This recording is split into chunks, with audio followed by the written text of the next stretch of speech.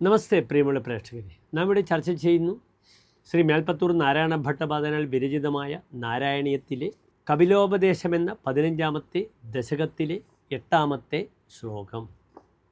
പ്രിയമുള്ള പ്രേക്ഷകർ, ശ്ലോകം ആദ്യം ശ്രദ്ധിക്കുക. പിതൃസുരഗണയാജീ ധാർമ്മികോയ ഗൃഹസ്ഥ സജ നിബദതി കാലേ ദക്ഷിണാധോപഗാമി മൈ നിഹിതമകാമം കർമ്മ തൂതപഥാർത്ഥം കപിലതനുരിതിത്വം ദേവഹൂത്യൈ ന്യഗാധീഹി. അടുത്തതായി പ്രസ്തുത ശ്ലോകത്തിൻ്റെ പദച്ഛേദം ശ്രദ്ധിക്കുക.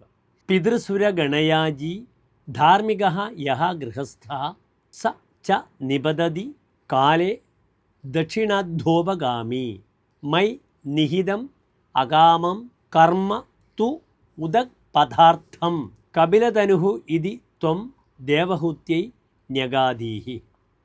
അടുത്തതായി അന്വയമാണ് നാം ചർച്ച ചെയ്യുന്നത്, ശ്രദ്ധിക്കുക.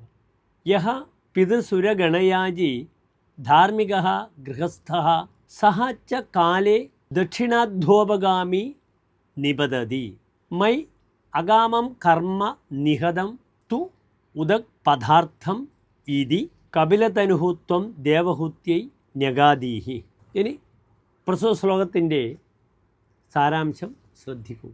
പിതൃക്കളെയും ദേവന്മാരെയും പ്രസാദിപ്പിക്കുവാനായി യജ്ഞകർമ്മങ്ങൾ അനുഷ്ഠിക്കുന്ന ഗൃഹസ്ഥൻ ദക്ഷിണമാർഗത്തിൽ കൂടെ പോയി കാലാന്തരത്തിൽ വീണ്ടും ഇഹലോകത്തിൽ എത്തിച്ചേരുന്നു.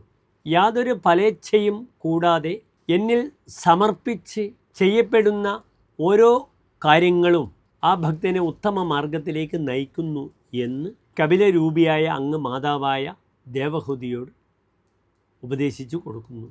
നമസ്തേ.